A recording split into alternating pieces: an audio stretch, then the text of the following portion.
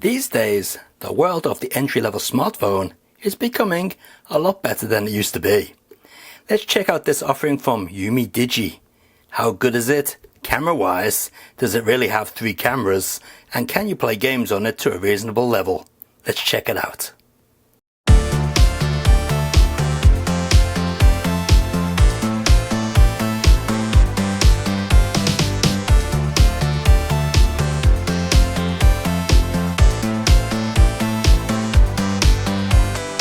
So yes, here we are taking a look at the new phone from Umidigi. This is the F3.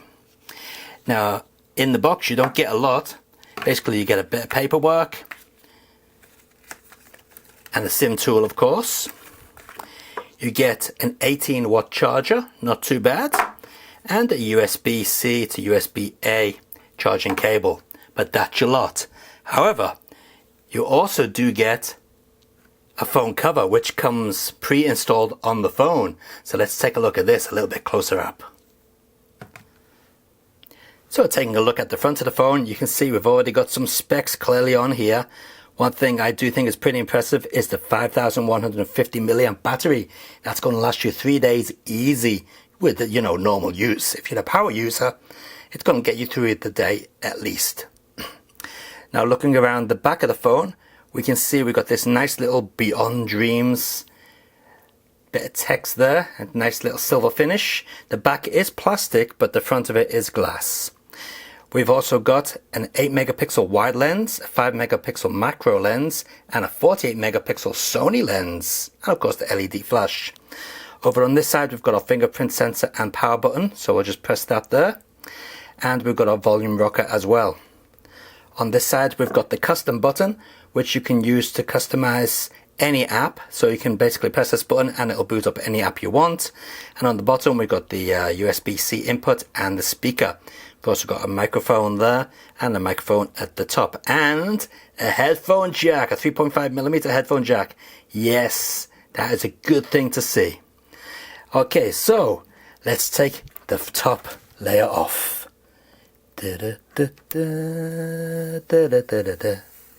Oh yes. And now we can get a good chance at taking a look at the fingerprint sensor. How quick is it? Well, I'm going to press it around about now. Oh, not too bad. Oh, it's been a while since I put this on. So just got to put in the number there. Alright. Let's try that fingerprint sensor one more time. Ready? Yeah, not too bad. And as you can see, we have a pretty decent screen on here, nice and vibrant.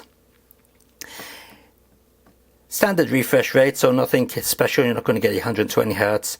So one of my favorite things about this phone is that they do actually have 3 cameras on here. Unlike a lot of phones which are on the budget side, say they have 3 cameras, but they don't. So here we got the standard 48 megapixel lens. Just get that Sega Saturn in view there in the background.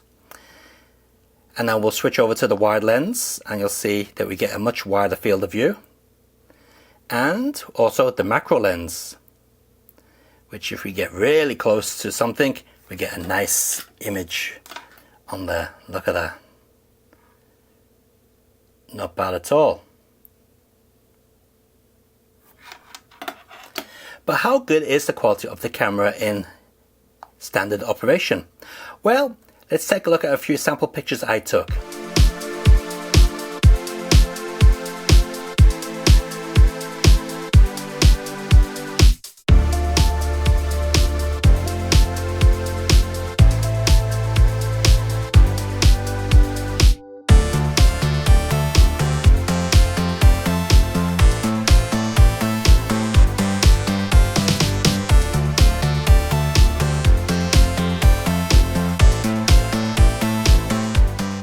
One thing I would like to point out is that there seems to be a bit of an error with the HDR implement on this camera. It seems to be that when you switch on the HDR, the pictures become corrupted. It doesn't seem to save them properly. So hopefully this is something that can be fixed in a future firmware. So here we are outside with the Umidigi F3S, and we're taking a look at the front camera here. Alright, let's turn around and take a look at the back camera's video quality. And here we are taking a look at the back camera's video quality. Now the video is 1080p at 30 frames per second, and I have the stabilization switched off here. But as you can see, it's still fairly respectable, isn't it? Not too bad at all. Let's walk down the stairs and see how it handles that.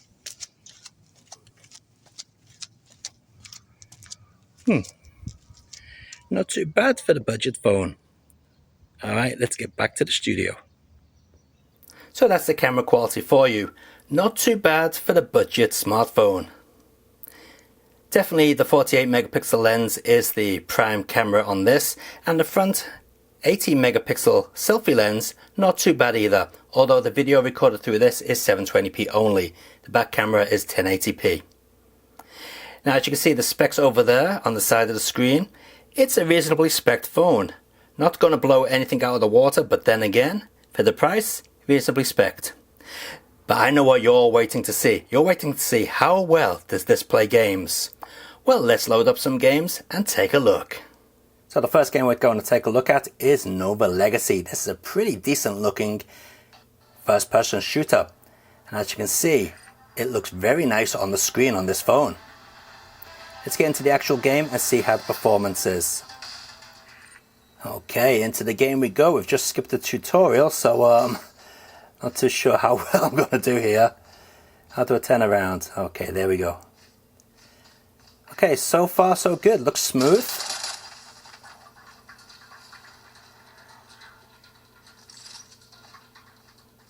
Hey, not bad. Not bad at all. That's have I just crashed into the side of the wall? Yes, I have. Okay.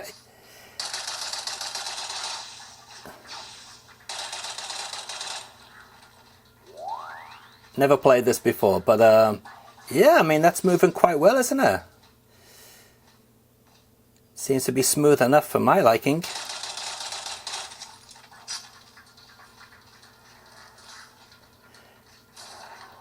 Now, playing Android games is all fine and well, but I know a lot of people, especially fans of this channel, would be more interested in emulation. So, of course, this phone's going to play all the lower level emulations such as Mega Drive, Super Nintendo, PC Engine, you know, Famicom, NES. It's going to play all those just fine.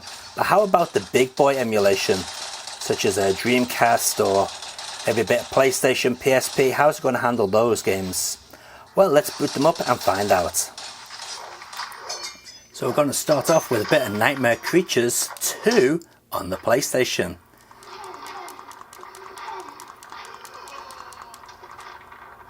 Yeah, that seems to be working just fine, doesn't it? Okay, let's get up here and see what else we've got outside. No, we're still inside.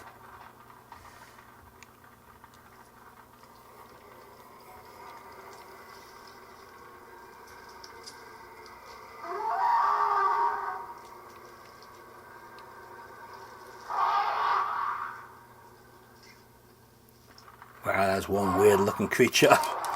Now, I've never played this before in my life, but certainly looks interesting.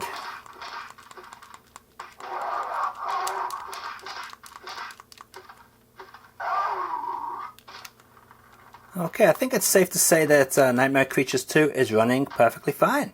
Okay, let's check out a 2D game on the PlayStation and see how that runs. Thought to be one of the most impressive 2D games on the PlayStation. PlayStation fanboys say that this game cannot be done on the Sega Saturn. Well, whatever, but they're wrong.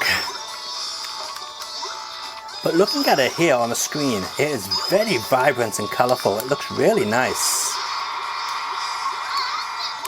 Now, how well this comes across on the video footage, I don't know. But I can tell you in real life, this screen does give a good, very high quality depth of colour.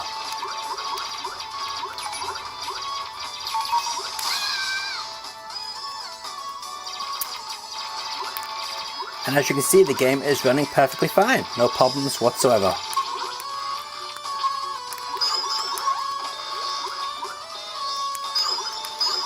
Okay, let's put up the challenge a little bit. Let's check out Dreamcast and see how that runs.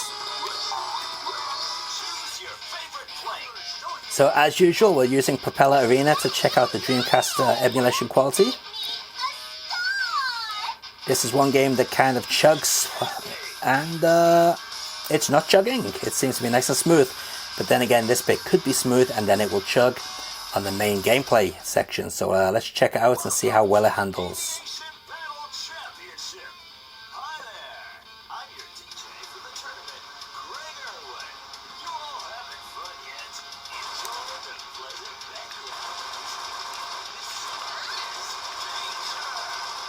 And I'm happy to report that is nice and smooth. Let's blow up a plane and see if we get any stutters.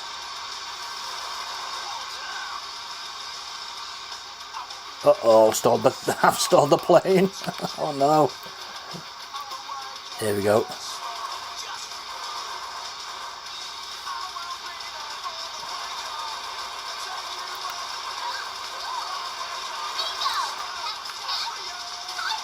Nope, no stuttering whatsoever. Nice and smooth. Let's get close to the floor, see if we get any stutters. No. Works like a dream.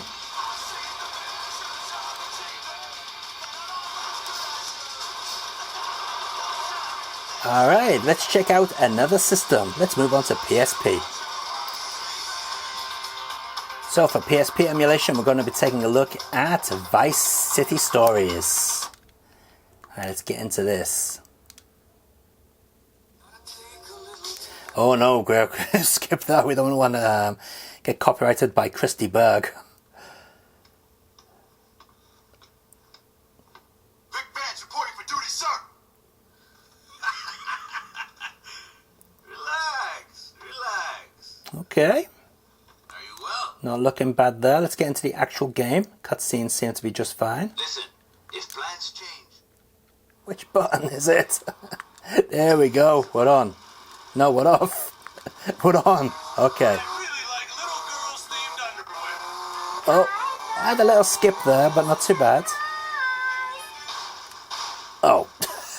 Oh, jeez. Alright, I'll just walk. It's probably easier. So we'll get in the car.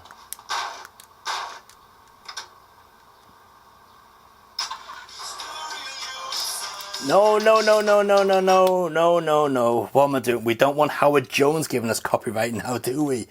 How do I change the radio?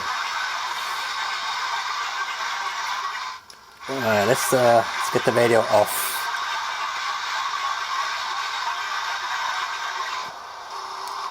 Wow, gotta be careful with copyright. What am I doing? Here we go.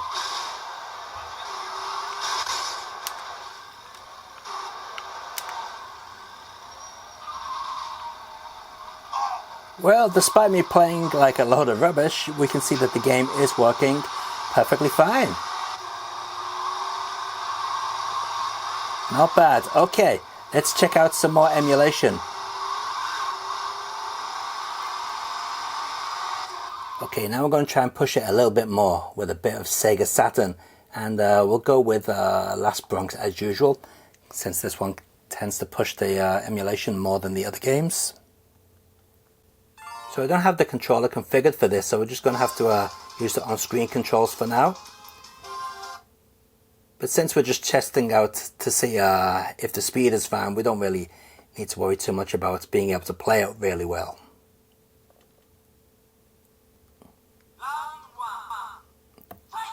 Right, we had a bit of a skip there on the audio. We are running at default settings, but yeah, that is running slow. So it looks like Sega Saturn is a little bit slow here, at least on the 3D games.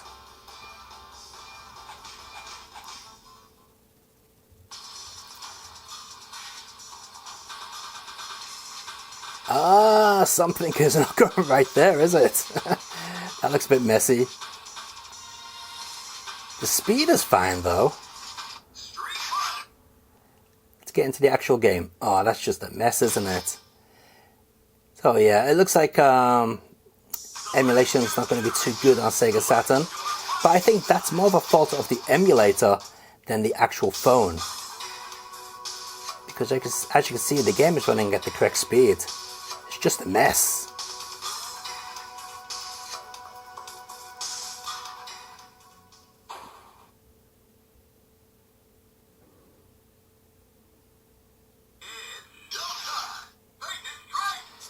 Yeah, that's unplayable, isn't it? Look at that. Wow. That's kind of freaky. Alright, well, Sega Saturn's a bit of a no-no then. So how about a bit of Nintendo 3DS? Well, let's check out Sonic Colors and see how that handles.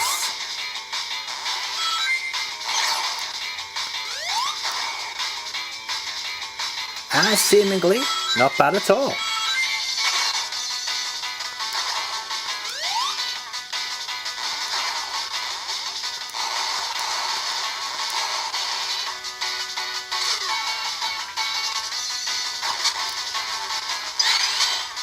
Seems to have a few little sound glitches there, but not too bad.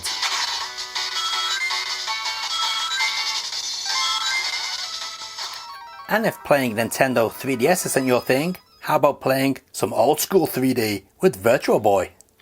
Of course, it's not in real 3D, but it's still playable. Let's check out Jack Frost running on the Virtual Boy.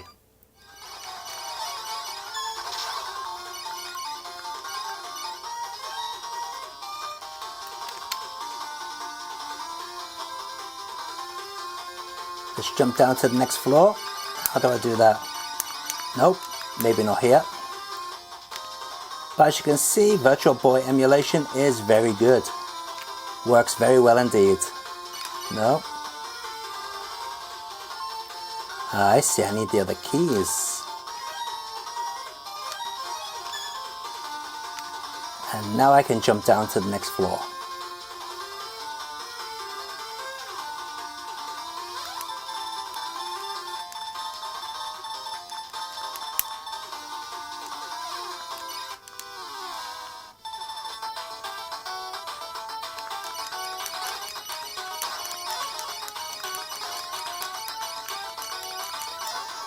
So as you can see, this phone is fairly decent at gaming as long as you're not aiming too high.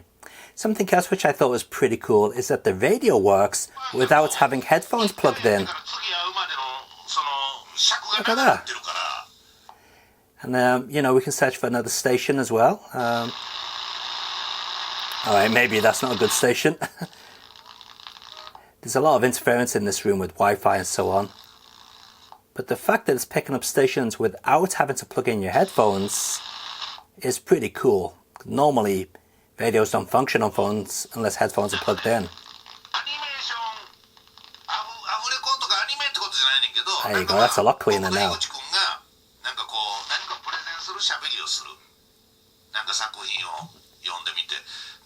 And the best thing is we can still use other apps while the phone is playing. Or while the radio is playing, I should say. Which is pretty cool. So how about this custom button? How do we set this up to work? Well, it's quite simple really. We go into the options, like this. And then we just go to our smart key option here. And this is where we can select different operations for it. So I'm going to put a single click and I'm going to, let's see, open an application with a single click. Let's see, what can we do? Let's load up a Nova and we can play a game with a single click of the button. Okay. So now if I press this button, it should load up the game. So let's press this button and see what happens. And sure enough, the game has loaded up. So that's a very nice little feature there. But as you may have noticed, there were a few other options available for that button. So not only can we have one app, but we can have a couple of different apps going. So a single click will open up the game. A double click will take a screenshot, and a long press, well, let's set it up to, I don't know, launch Chrome if we do a long press. Okay. So let's just test it out. Let's hold the button down. And will it load up Chrome? Yes, it did. And let's see if a quick press will load up the game. Yes, it does. And a double press. Take a screenshot as it was set up. So that's a really nice feature to have this little extra smart button on the side. And how about videos? How well does it play YouTube videos? Well, as you can see here, we're running my Retro Core Show, 1080p, 60 frames per second. Let's just switch this around. And as you can see, no problems whatsoever. It's nice and smooth. Let's move to a bit of action on the game so you can see that in motion. Entertaining and fun. And to have the player keep wanting to play it after dying. Yep, very smooth indeed. So we've got no problem running 60 frames per second videos on this device at 1080p. And there we go, that is the Umidigi F3. A pretty decent entry-level smartphone that plays quite a lot of games and has reasonable cameras. Well, as long as they fix that HDR situation. We get a nice, decent fast charger, not super fast, but faster than normal. And I do like the snazzy orangey red USB-C cable there. So I'll put a link in the video description down below if you want to pick up one of these phones for yourself. But until next time guys, keep on gaming and enjoy your games. See ya!